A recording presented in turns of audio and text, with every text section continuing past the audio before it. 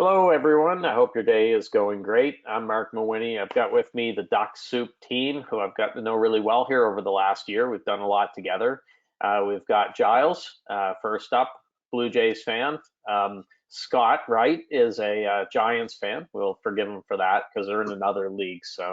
And we have Adam Osman, and we're going to talk him into getting into baseball. But I want to bring the Dux-Soup team in because what we did last year, they've improved on even more. It's a great tool, and they now have a cloud platform, which is really neat. And today we're going to be talking about how you can automate your lead generation on LinkedIn, which I know is something all coaches should be looking at. So I'm going to turn it over to Adam first. We're going to have time for questions, but if anyone has any questions, pop them in the box there, and we'll make sure we get to them. And yeah, I just want to thank everyone for taking their time to come here today. I know I always say everyone's busy. They got a million things they could be doing, and we appreciate you spending your time here. So guys, take it away. Thanks very much, Mark, and it's great to be back talking to your coaching community. I just wanted to talk through a couple of brief housekeeping points before we start. The webinar is being recorded, and a recording goes out a bit later on today. It takes the system 2-3 hours to catch up with itself and to email the replay link out to everyone. We want to make this interactive. 3 people have volunteered their information for us to use.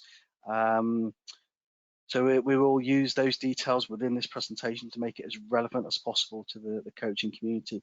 But if you also want to be part of this, feel free to drop your details into the question box. And if we have time, we'll do a similar exercise with people's profiles. And if we don't have time, we'll come back to you afterwards and set up a separate session to run through that, so no one will miss out. We did present around 5-6 months ago, and I think we have a much stronger proposition story now for the coaching community with the launch of our cloud edition, and also with the addition of Scott to the team, who brings a wealth of expertise when it comes to LinkedIn outreach. And I think we'll hopefully be able to bring some of these points out during the course of the presentation today. So in terms of agenda, we'll cover very briefly what is Dux-Soup and what do we mean by the cloud edition. We will talk about why it's relevant for coaches and why we think this is a good approach for coaches who want to dive into automated lead generation. Giles will do a brief demo. So we're not going to make this a tech-heavy session. This is about showing you what's possible, how you could quickly spin up campaigns, and then Scott takes over with the art of the approach, how valuable that messaging is.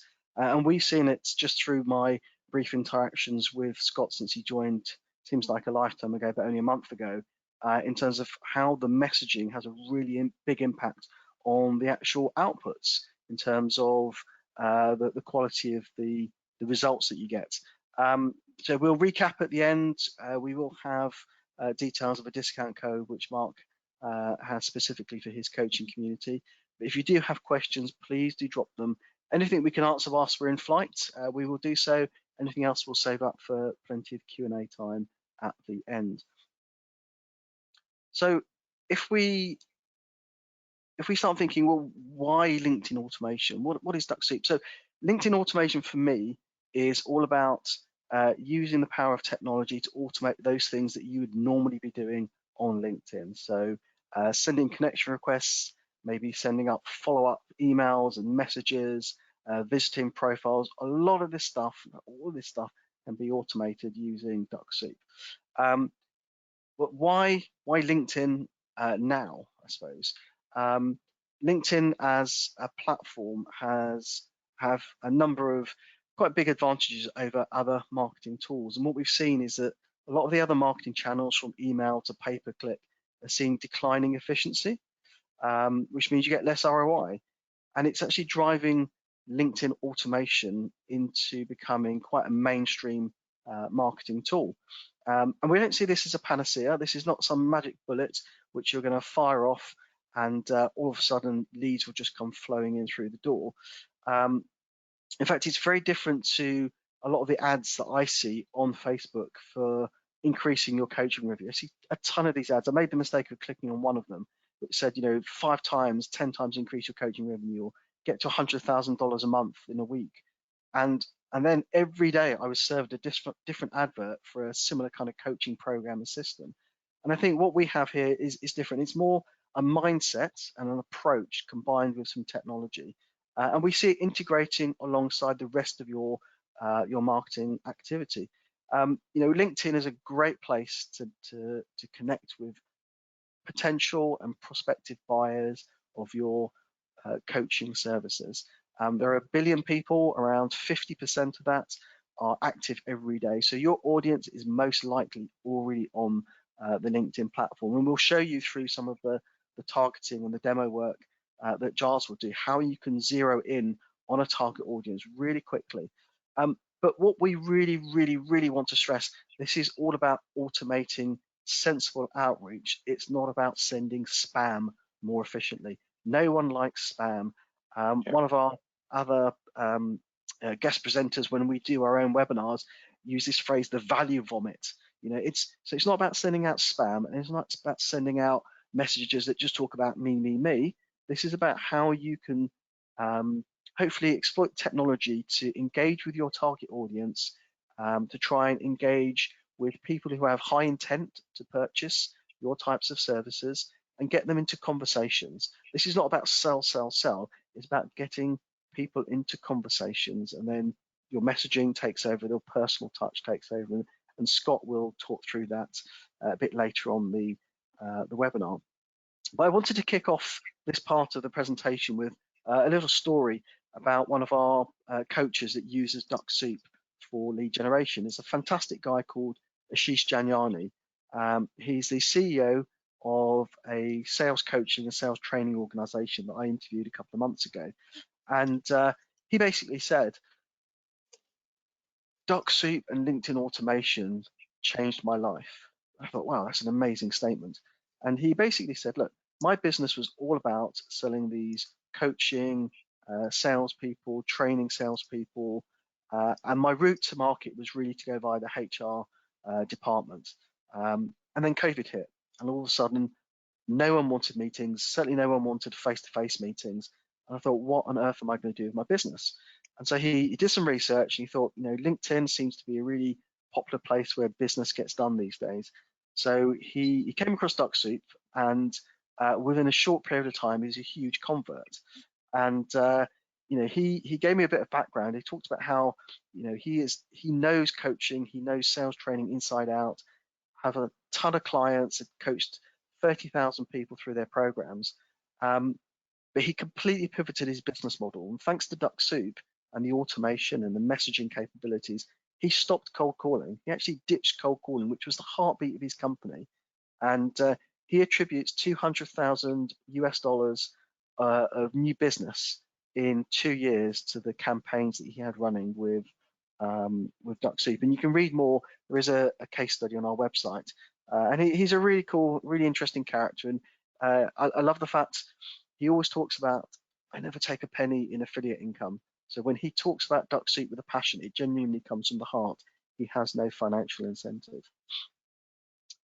So where do you start your LinkedIn journey?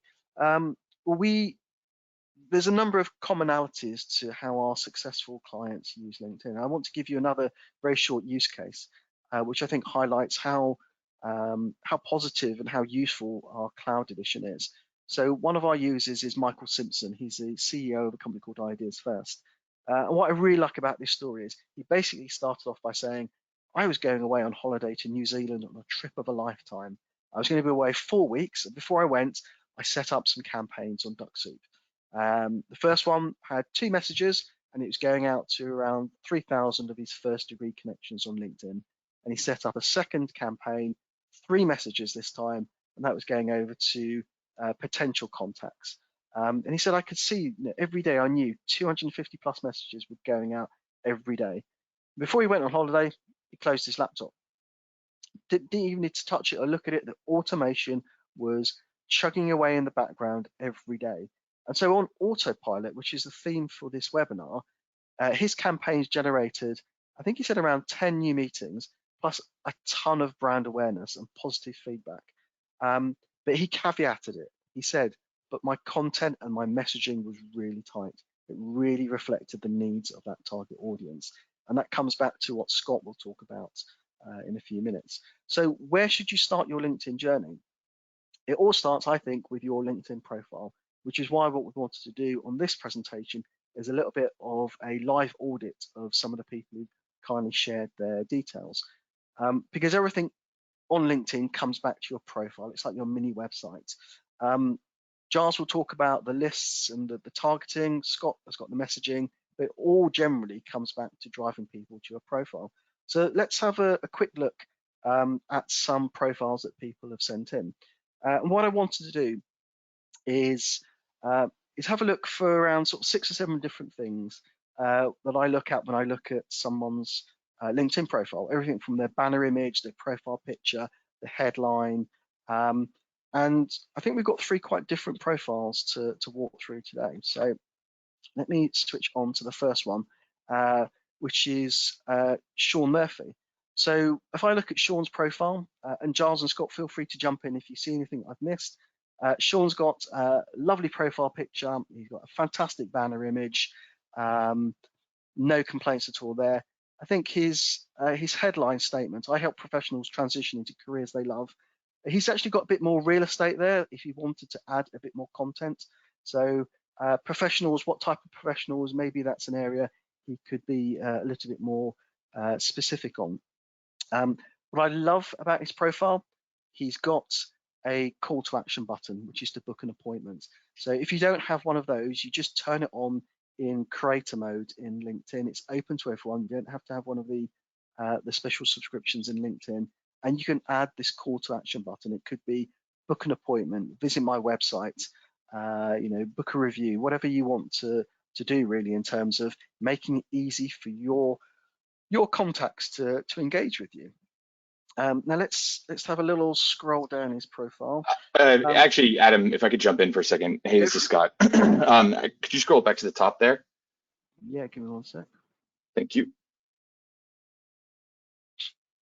So Sean, yeah, first off, also I'll say that your custom background is definitely nice. I'm a big fan of orange too. It definitely stands out and whatnot. One thing that might be worth taking into consideration, maybe not just from your profile, but also when it comes to outreach and when you're talking to people, that setting an appointment is given in most scenarios when you're having conversations with people or whatnot. And if they land on your page, having the book appointment button that LinkedIn now has released, I think is a great idea.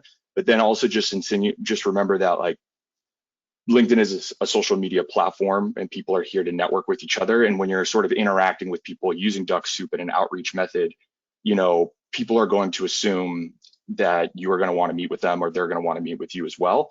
So sometimes you can almost be vague and it can work to your advantage. So maybe, you don't need the book a 15-minute clarity call to get started. It could just be sort of blank since that's sort of assumed that they could go ahead, and looks a little bit more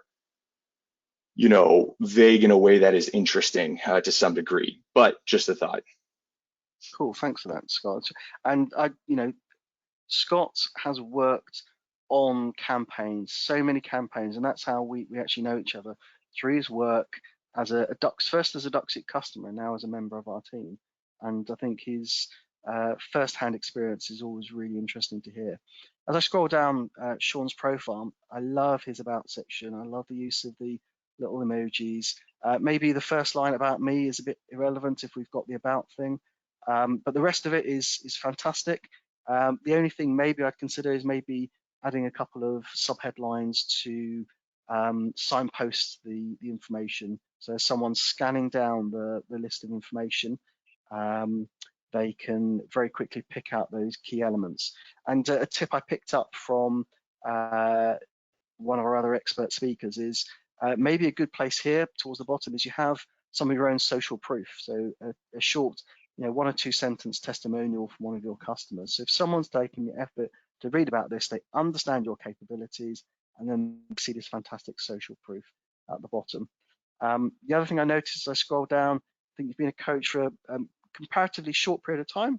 Obviously, that's not an issue, but maybe another area where you can boost your profile is to get some more testimonials. You can see the ones that you have on your website are a few years old and not as relevant to your coaching business as a brand new testimonial would be today. So that's, Sean, I think a lot of really positive things, and you've obviously invested time in your profile. Anything else to add, guys? Yeah, actually, could you scroll down to Sean's experience there? Sean, that experience right there. I mean, just in a couple of seconds of looking it over, that's definitely something worth talking about too. And when it comes to also social proof, right? And maybe highlighting this in different ways. And when we get to talk about messaging, I think this is something that you can almost lean on. Hey, but don't make it a point of sort of your messaging, which I know we'll get to in a second, but like this is huge. The fact that, The Walking Dead, AMC, Breaking Bad, Discovery Channel, iHeartMedia, right? They just had the iHeartMedia Awards, these types of things. These are all things that are like social proof that you can sort of, lean into a little bit. Hey, during my time at these companies, I was able to, better understand the product and so on and so forth. But these are huge, and definitely get in touch with me afterwards. I would love to help you with a campaign. That said, but sorry, I digress. But that definitely stood out to me. So, but again, I think this is the value of hopefully this session is to make it really practical. So, Sean, if please feel free to reach out. We'll have our contact details available at the end, and you can get some one-to-one time with Scott. And as I said, I've seen how his input uplifts outreach results. It's as simple as that. So then if we move on to our second person who volunteered their details, Victoria, thank you very much for sending your information in. Again, really interesting profile, really strong, vibrant banner image. If I was being really picky, I'd say you've got some fantastic logos here, which I presume is the Tribune and maybe that's Amazon, but you're hiding them away behind your profile picture. And that's quite a common thing I see with people. They kind of forget this circle of real estate is just going to be obscured. So maybe you should want to do a little bit of resizing on the banner image. I love what you've done with the real estate for your headline statement. You're making full use of all that space to really get across what it is you do and what capabilities you have. So I love that. And again, this is your way of booking. So you've got a call to action button: be seen, get heard, earn more. I really like that information. And again, lovely description and use of your services. Scott, anything else to add on that part? 30,000 connections. So that is something that's really interesting that stands out to me. I've heard in my years of doing this that, there's a limit in LinkedIn. I think 30,000 is like a limit in that area. One of the things you may want to look into doing potentially, if I'm not sure if you have hit that limit or seen that, but if that does come into an issue, Dux-Soup can actually assist with you there by actually disconnecting with old irrelevant profiles if that's ever needed, right? But oh my goodness, why would we want to do that? Well, if needed to make room for net new profiles to come in that which would be more relevant, right? But definitely targeting those 30,000, I think is fantastic, and nice work doing there. Also, nice. I wanted to congratulate you also on being a top thought leadership voice as well. That was recognized by LinkedIn. I think that's a huge accomplishment as well. When it comes to messaging, so Victoria, actually, you were the one that I wrote my the example campaign on. So we'll go over that in a minute. One of the things though, I did not include, top thought leadership voice in the messaging or anything like that, because again, this is something you want to lean into, be some social proof, but not necessarily say like, oh, you should talk to me because I'm a, thought, leadership voice according to LinkedIn, right? So being cool, humble, suave, low key, under the radar, I think is a great way to go about it. I think what Adam just said though about your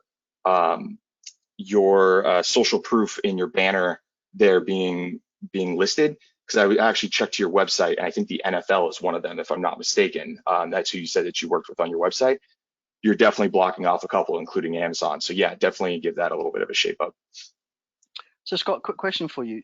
She has 30,112 followers. Is that the same as 30,112 connections though? No, it is not. Giles, go ahead. Yeah, so yeah, you can have you can have as many followers as you like, but no, your maximum, your ceiling for actual connections or first degree connections is 30,000.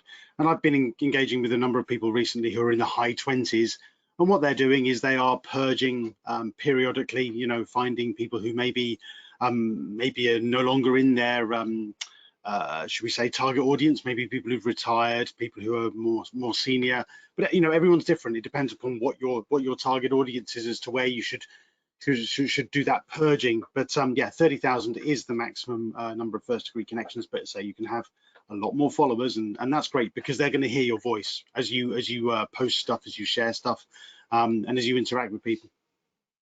I think that's a really interesting point. This is the outreach that Scott will talk through will sit alongside the work, Victoria, that you're doing in terms of posting and being active on LinkedIn and your content strategy. One doesn't replace the other. They should be working synergistically.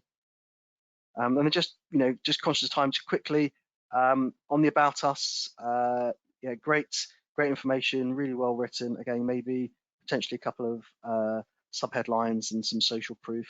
And I think you have some testimonials from memory. I'll just scroll all the way down quickly. Yes, you have a couple from in the last few months, but maybe that again, that's, and even I think for me, I probably should work harder on getting testimonials. I probably do it about once a year. I suddenly think, oh crikey, I need to get some new people saying lovely things about the services I offer. So I do that a little bit of a boost.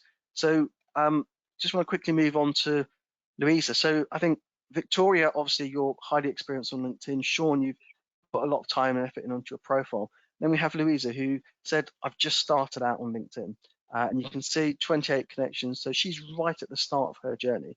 And I look at the profile and I think there are definitely some things we can tweak. There's things we can learn from what we've seen on Victoria and Sean's profile in terms of everything from the call to action buttons, being a bit more specific and directed with maybe the headline statements. So it's obvious. I think your target audience, Louisa, is really broad. But how do you then start niching that down to support some marketing and some outreach on LinkedIn, both with content and with messaging?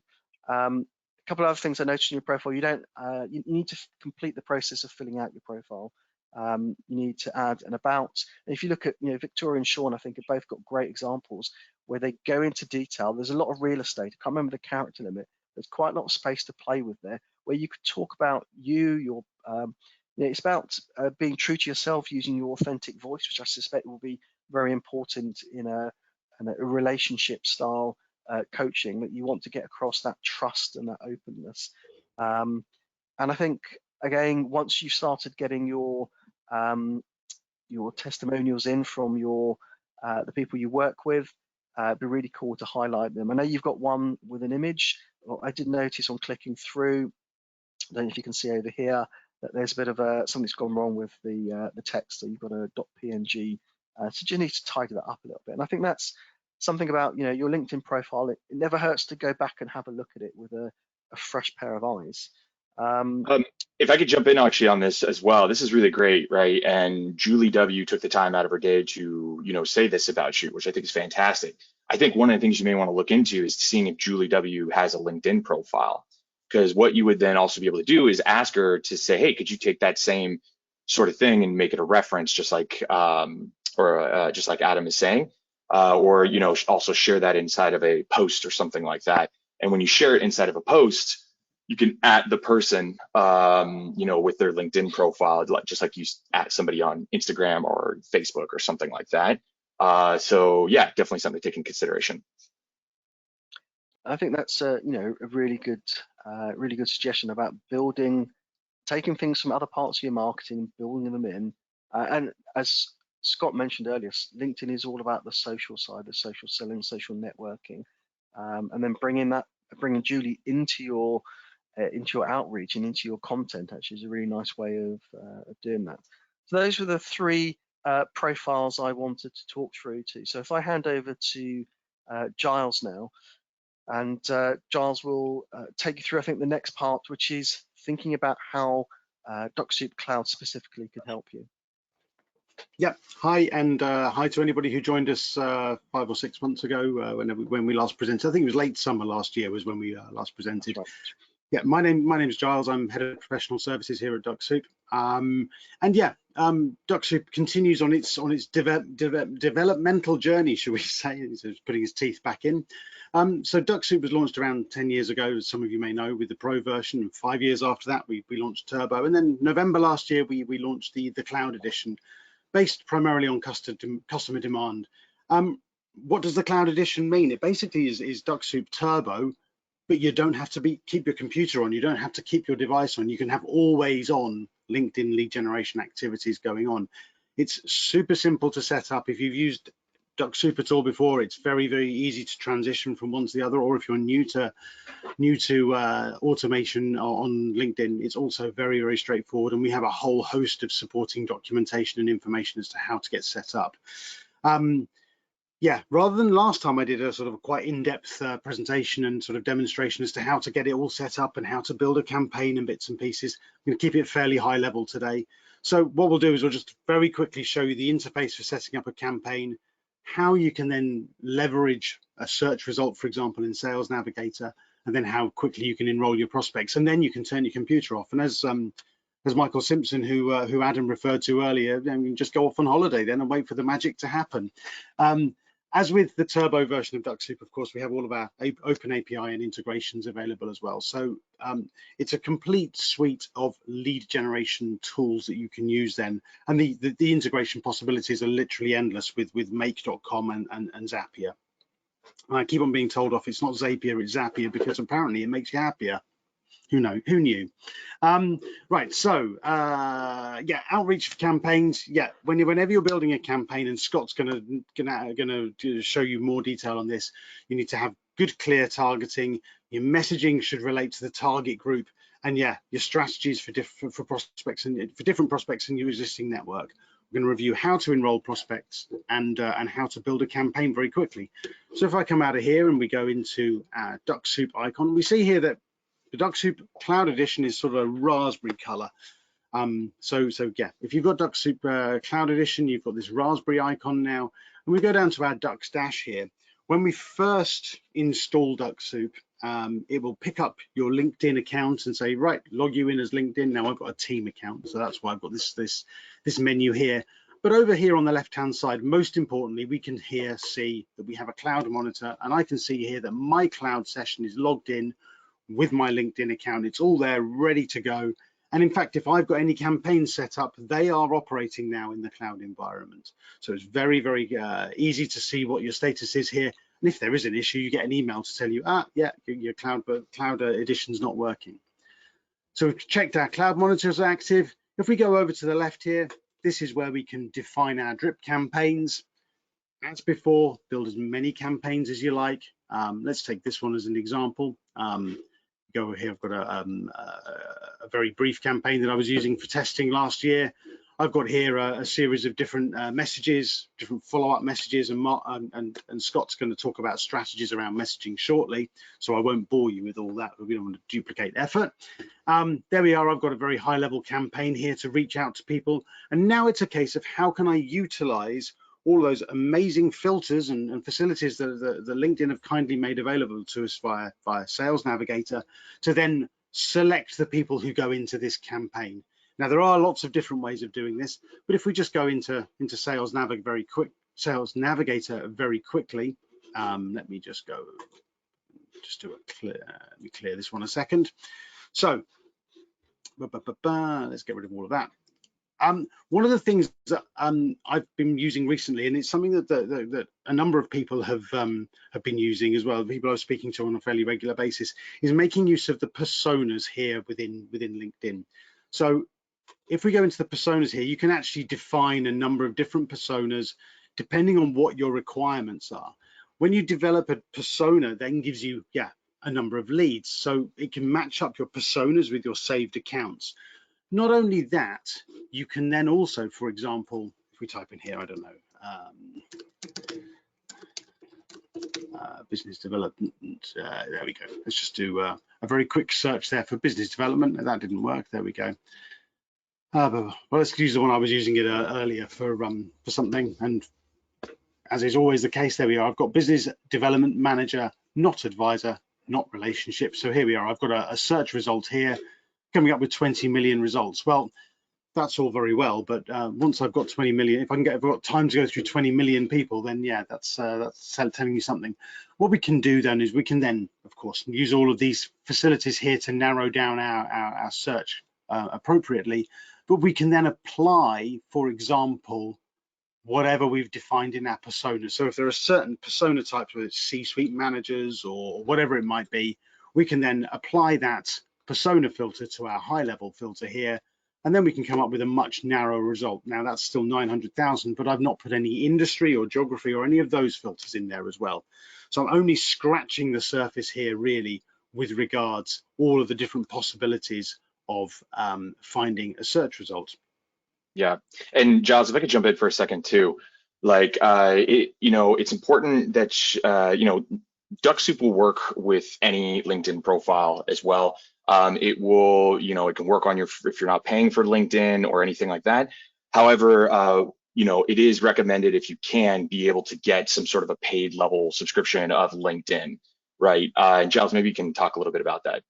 Yeah, absolutely. And what Scott says there is incredibly pertinent. We see a number of users, we see all different levels of users, from free LinkedIn accounts to Sales Navigator to recruiter accounts being used. What we do see from LinkedIn is that if you're running a free account, they will limit the amount of activity that you can perform on the platform. And that could be the number of searches you carry out, the number of connection requests you send, for example. Basically, if they believe you're using the platform for commercial purposes, they will expect you to pay for some sort of a paid subscription. And there are lots of different paid versions. So there's a very basic career version, which is, I think, 35 bucks a month, that kind of number. Sales Navigator, which is, yeah, about 3 times that, I think, it's in the region of 90 to 100 bucks, I think now, or something like that. 80, yeah, it depends. Yeah. Depends on which way the wind's blowing, I think. Yeah, I mean, which type of currency you're using also, I guess, but yes, 100%. So you don't have to go all the way in and go for Sales Navigator. Sales Navigator does give you these extra search facilities though, which a lot of users are finding incredibly useful. So just very quickly to finish off, I've got my search results here. The Dux-Soup icon's turned green in the top right-hand corner here. So now I've got a couple of options to enroll people into my campaign. I can do that from the tricks widget at the side here, which for some reason is not showing properly. That's, of course, sod's law. And I will hopefully get that working in a second. But actually, what the most effective way to use Dux-Soup is to do a bulk enrollment. If you've built a good list, and that could be a search result, it could be a custom built lead list.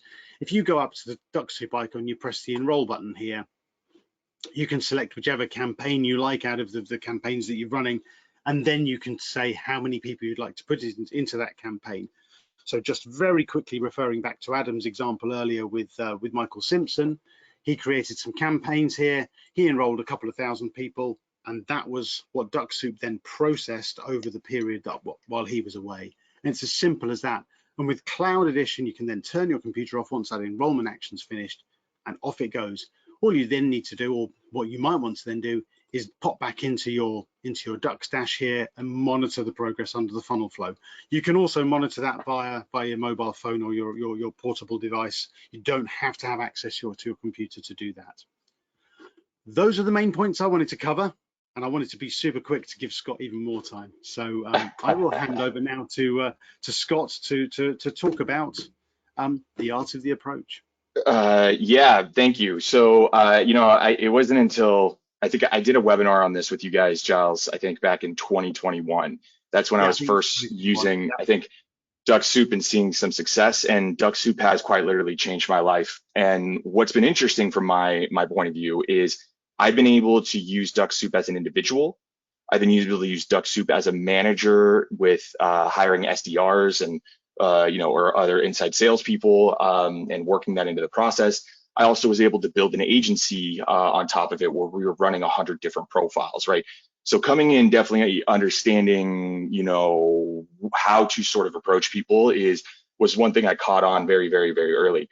But it wasn't until after I did the name of the art of the approach that I realized it was associated with a dating I guess, thing.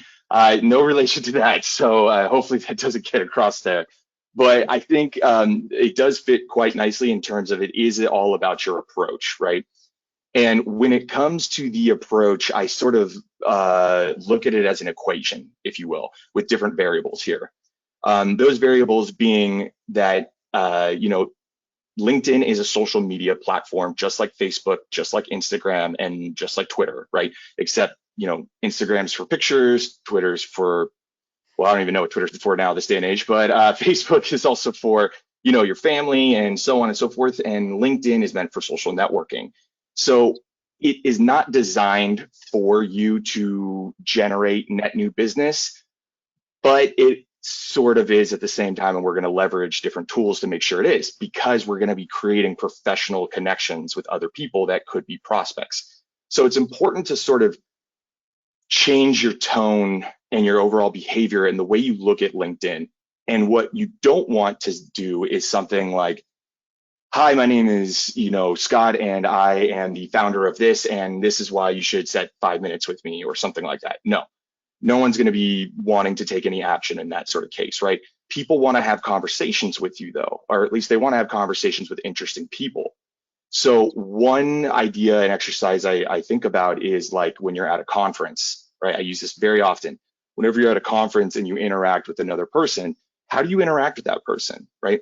You probably look at their badge, you say, oh, I see you work at Salesforce. What do you do for Salesforce? Meanwhile, you're sort of qualifying the person in your head, if you will. Take that same sort of interaction.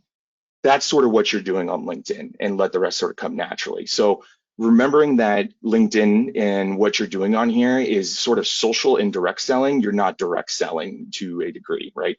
The second portion of the approach to understand is your self-awareness, aka your profile. Basically what Adam was just talking about now and what we sort of covered overall.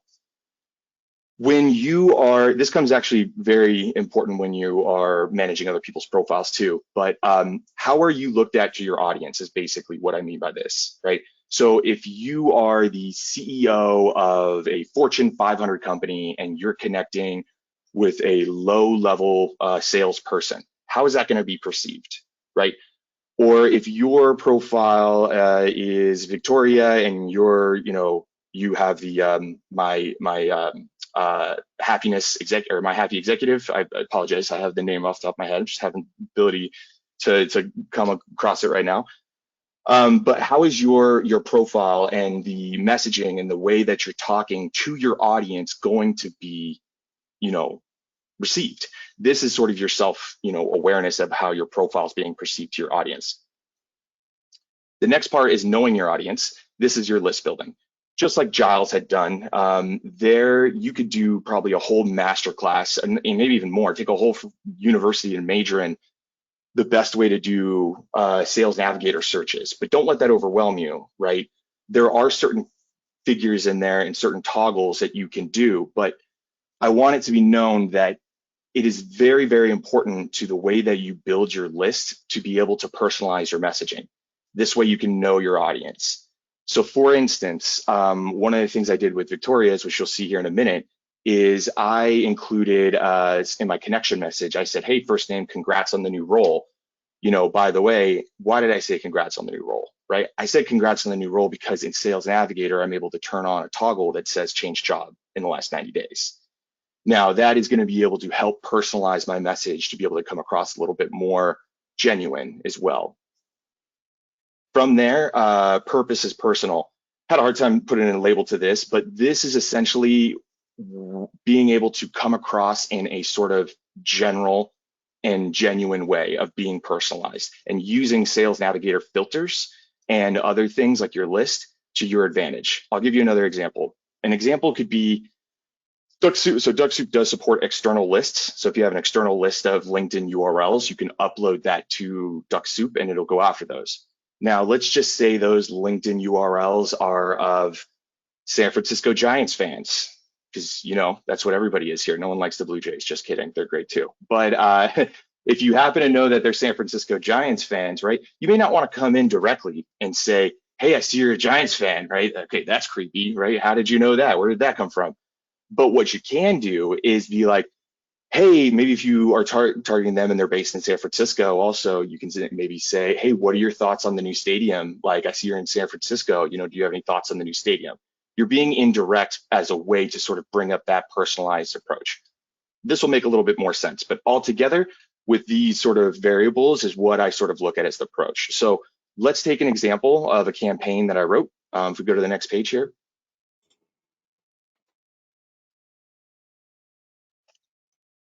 Great.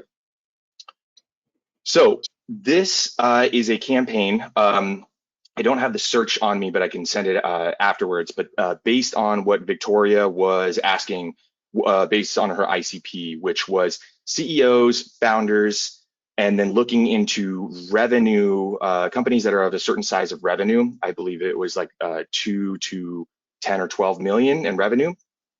Additionally, trying to find CEOs and founders that are sort of shy and timid and need a little bit of executive coaching and are not maybe getting a lot out of their sales team. Maybe were coached to bring in a sales team, overspent on a lot of that money and going, it hasn't been working for them, and where to sort of go from there.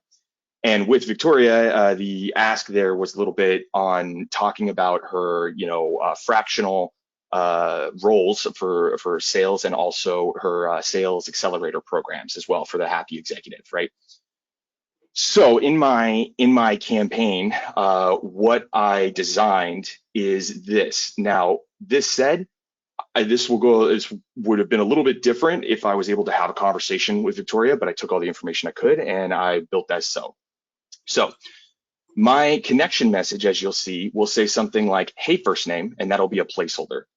Came across, and then the next placeholder is company name, and wanted to connect. Always admired whatever the industry is of that company, space. What's it like being a founder? Because these are all targeting CEOs and founders of this case, right? So I can make sure that my messaging is tailored to that exact sort of persona. I can't imagine it would be easy. Either way, would love to connect. Now, in there, what am I not doing? I'm not selling. I'm not trying to pitch. I'm not saying where I come from, what I do, what my background is. I'm not saying any of that, right? I'm trying to be genuine and network with the person and have a conversation, which will lead to, the meeting by the natural law of Scott's laws, now that I've just sort of established them. But once the person has accepted that connection request, then a follow-up is scheduled. That's how Dux-Soup works, right?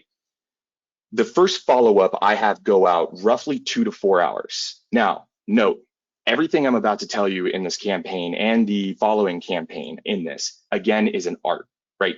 So with art, it's subjective and opinionated to a degree. So this is what I've seen and what I've recommended to a lot of folks. You may try some of these sort of frameworks. It may or may not work for you, and you adjust it as you see fit. So take this to consideration. So the first follow-up here, I schedule to go out 2 to 4 hours after they've accepted. And that follow-up is a little bit more fleshed out of my connection message and starts to guide the conversation to where I want it to go, okay? Thanks for the connection, first name. Curious on your thoughts around fractional executives, especially around marketing and sales. Now, I always like to come in with an open-ended question in my follow-up like that to strike up the conversation, right?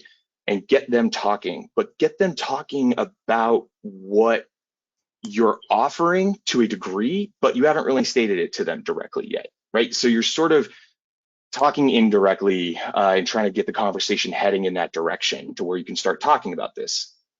Further, I followed up my question by adding a little context here by saying I asked because over my years of working across the board from CEOs to CISOs, yes, Victoria, I did a little bit of research on your website, saw you worked a lot with CISOs. That's what my next campaign is all about, but I digress.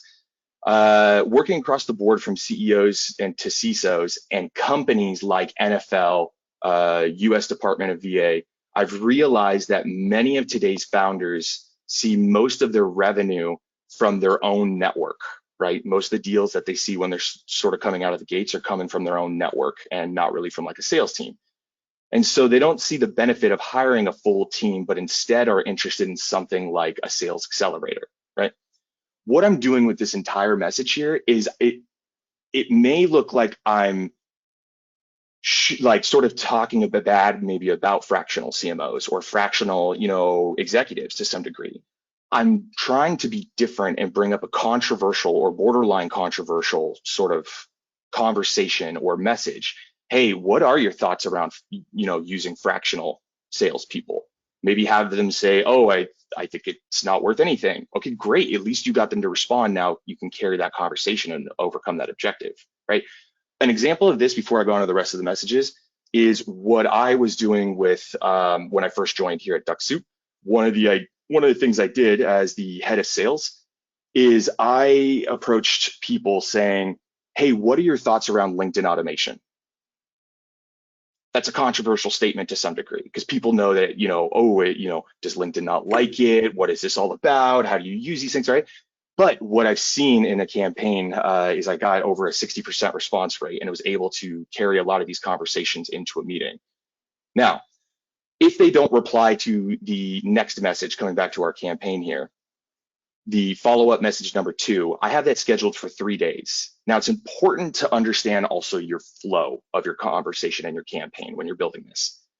When it comes to the follow-up message number 2, this is kind of your message number 3 because they've received the connection message and they've received the first message. Now you're going to send them another message, right? So at this point, you want them to basically just reply to you almost on anything. So what I typically, see work here is a 1-sentence question or statement that is, related to what it is you want to talk about to just strike up a conversation. What are your thoughts around the rise of fractional roles recently?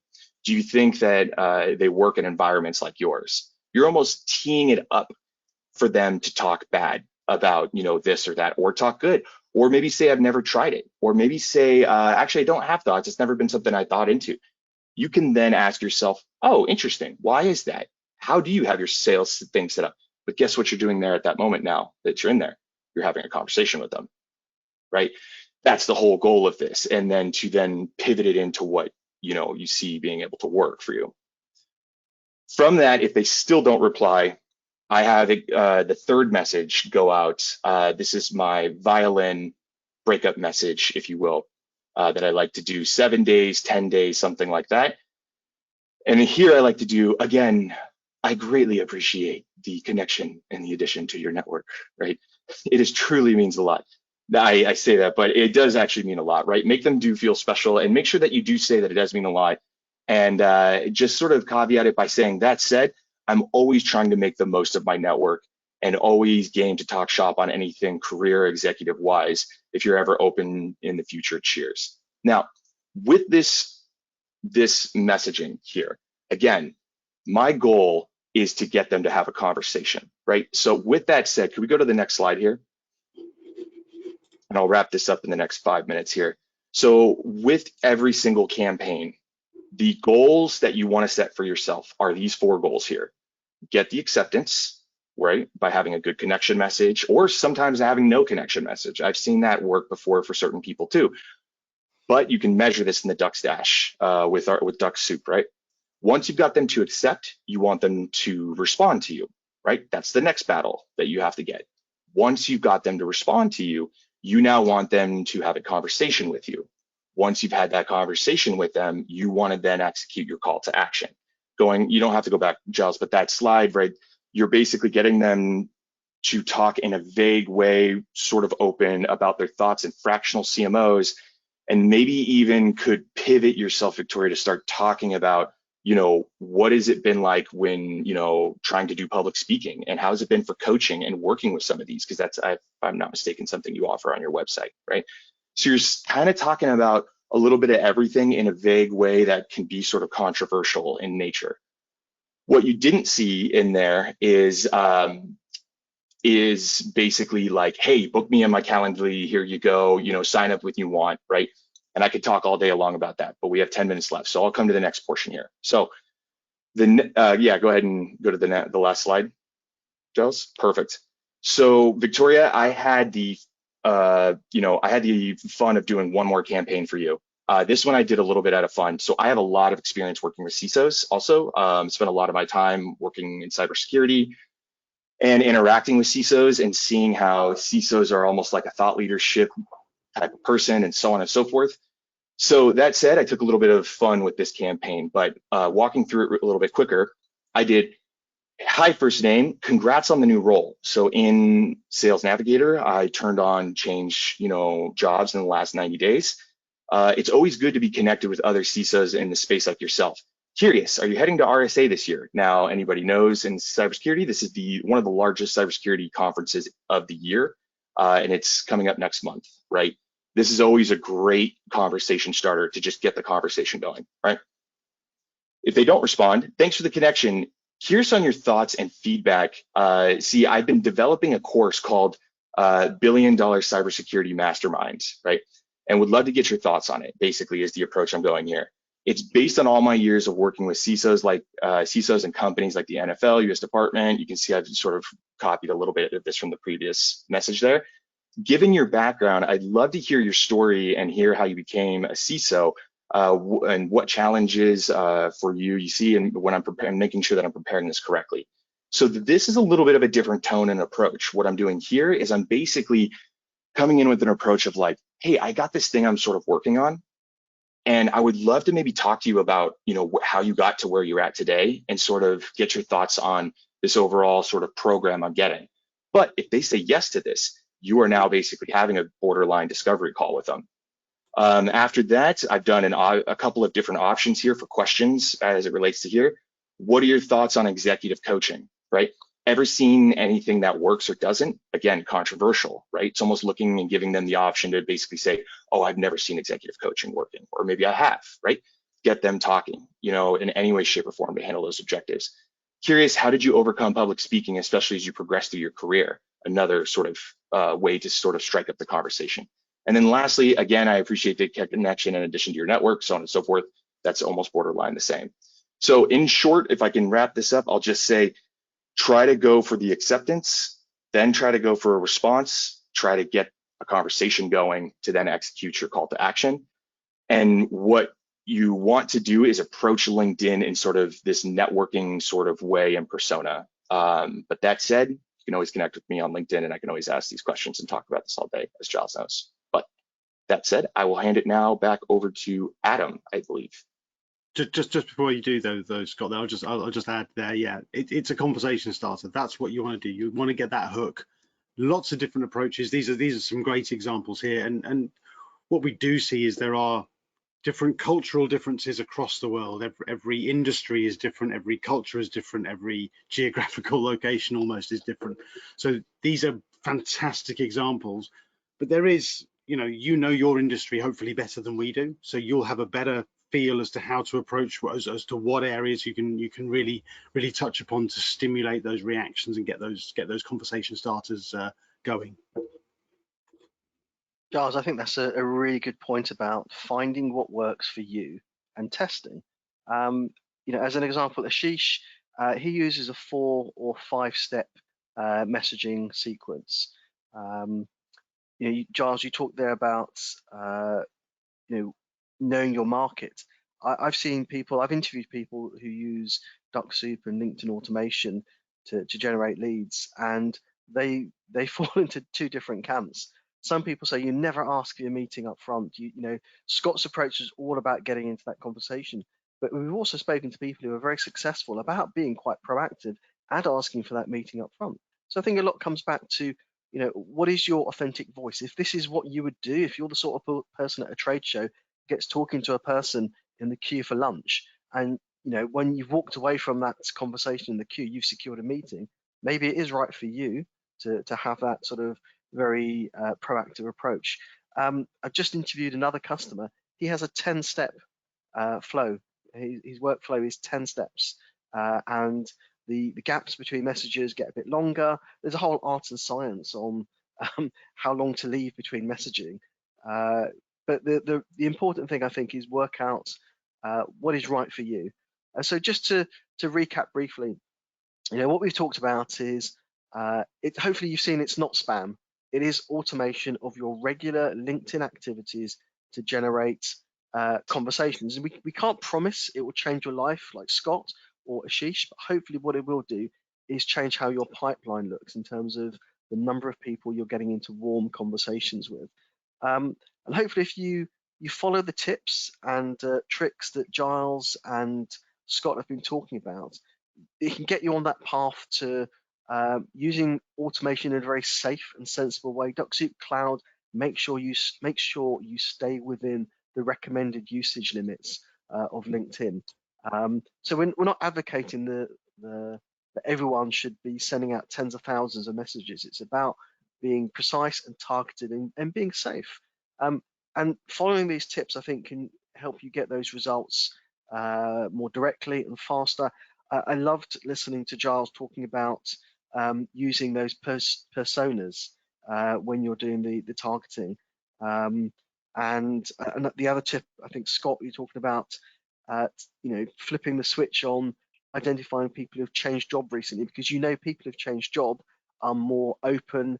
They're more open to new ideas. Their brief coming into any role is going to be bringing in new ideas. And these are all, I think, really nice little tweaks that we can start building into our the day-to-day outreach that hopefully you will all plan to start looking at or accelerating really on LinkedIn. And the technology, I think, is probably it's an important cog, but it's not the biggest cog. I think that the targeting, the messaging, and the profile. So the three core things that we've talked about today are the essential building blocks. And your technology and how you use it is almost something that's sat there supporting those other three goals. And with Dux-Soup, you can enjoy a free trial of our Turbo product. So we uniquely don't ask for a credit card details up front. So you can go in, spend 14 days playing with the products, and the features within Turbo are very similar in terms of campaigns, etc. But for Cloud, whilst we don't offer a trial, it's simply a month-by-month subscription, so you don't have a big commitment. And you should hopefully start seeing ROI reasonably quickly. I think Ashish talked in the case study about within the first 30 days, he closed a $12,500 piece of business. And what was interesting about that piece of business is it then led to him being asked to deliver sales training and coaching in 5 different countries. So overnight, he internationalized his business as a result of the campaigns he was running on Dux-Soup. And we'd love you to give it a go, have a try. There is a discount code on the screen, Mark MBC10, which will get you a 10% discount on the first invoice. So if you sign up for a paid monthly program, it's 10% off the first month. If you sign up for an annual, because you're convinced this stuff really will work, then it's a 10% off the full annual fee. Also, on top of that, sorry, Adam, just to interject. Yeah, like I think he had mentioned the 2-week free trial. You don't need a credit card to sign up, right? It just happens automatically. You download it off the Google Chrome store. It is a Google Chrome extension. But after the 2 weeks, you also default to the free version. So we have a free version that's there as well, but it is very lacking in a lot of the features and what we offer. Limited, I think, is the word. Limited. There we go. That's a better way to say it. I'll say that way. It's a good way to put it. So I think hopefully what we've tried to get across today is, the cloud edition of Dux-Soup gives us something slightly different to what we talked about previously. I think I think Scott, there are a lot of gems in the advice that Scott was talking about with regards to messaging, which you can start thinking about how you implement directly in your own outreach. Giles hopefully has shown you how easy it is to target in on an audience and find and build that list that you're going to send your outreach automation after. And hopefully with the profile optimization, you've been able to see how we can all learn and make some improvements on our LinkedIn profiles, which is the bedrock of all this activity. Giles, have we had any other questions that have come in whilst we've been doing the webinar? We've just had one question come in from Vaso asking what is the monthly cost. So Adam, could you share the link to the pricing page from the, because it depends where you are in the world, Vaso, because of course the different currencies that we cover. But yeah, if Adam, can you share the pricing page from the website? Give me 2 seconds. Come back to my chart. There we go. Fantastic. Thank you very much indeed. So it's dux-soup.com/pricing/plans. As you say, it does display the price in the currency of where you're located, because that always confuses me, because for some reason I've always known the cost in dollars, but if I go to the website it shows me in pounds, and all of a sudden I'm thinking, is that right? But I think the cost of Dux-Soup is actually relatively low compared to other options people are using out there for this kind of intelligence. I spoke to a company the other day, and they were looking at a sales intelligence database, and I said, well, how much does that cost? And they said 20 grand a year. I was like, wow, the value you get from that for your 2 salespeople is minuscule in comparison to doing more direct outreach through a platform like LinkedIn, which taps into LinkedIn data, which is pretty up to date. People like to keep their profiles up to date generally. Yeah, and I'll add to this. So I covered. It's hard for me to wrap my entire campaign strategy in a series of just 2 slides or so. And I do definitely believe that every person needs a different sort of approach. That said, I think when it comes to the best ways to use this tool, think about if you've ever had any success on LinkedIn. Right. And if you have, you've been doing it manually up to this point for the most part, or you probably wouldn't be on this call, most likely. Right.